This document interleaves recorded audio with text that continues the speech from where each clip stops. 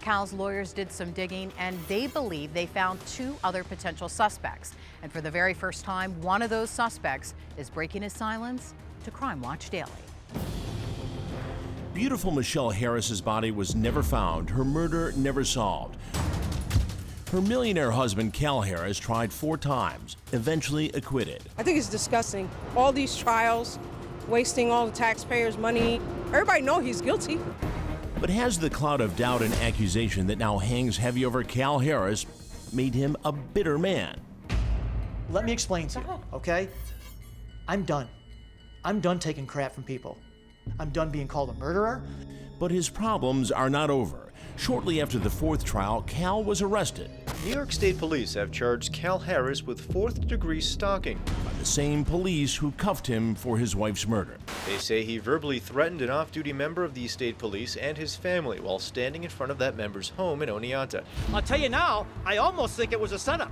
During this alleged confrontation, you're quoted as saying, quote, "I'm going to get all you guys, maybe go drag your son out of school, and I've been following him around." Have you been following anyone connected to this case? Absolutely not. Cal admits there have been 2 other harassment charges filed. Cal was recently found guilty, fined $100, and sentenced to anger management for one of the 2 charges against him. Yet he seems unfazed. There was a woman who made comments about you, and then you posted her home address allegedly and called her a bed-hopping slut. Is that accurate? Yes. Cal admits he's angry. Some might see it as vengeful. He often takes to social media, calling out those who've wronged him, and he continues to push his own theories about what happened to his wife. Well, who do you think murdered her? Stacy Stewart. But Crime Watch Daily didn't take Cal's word for it. We tracked down the person at the center of the defense team's case. The man they say is responsible for the disappearance of Michelle Harris, Stacy Stewart. Am I a scapegoat in this, or attempt? Yeah, absolutely.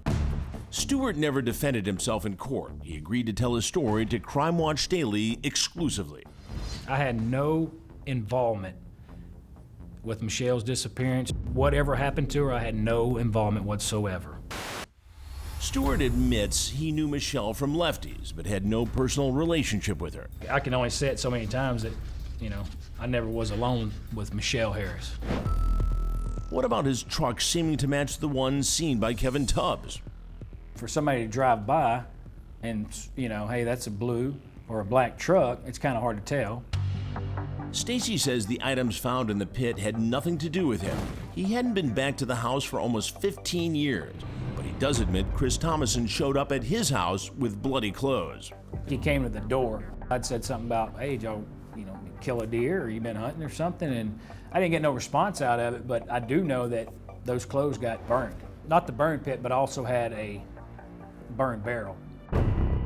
Stewart denies the clothes being burned the day after Michelle disappeared, and he claims he didn't testify at trial because he feared Cal's defense team. I would have testified if I would have been not threatened like several times, and Mr. Barquette had told me in an interview that, you need to just go ahead and fess up. You just can't coax me into believing something that never happened. Bruce Barquette responded to Stewart's claim, stating Thomason took the fifth. Stewart fled and avoided being served. Clearly, they're hiding something.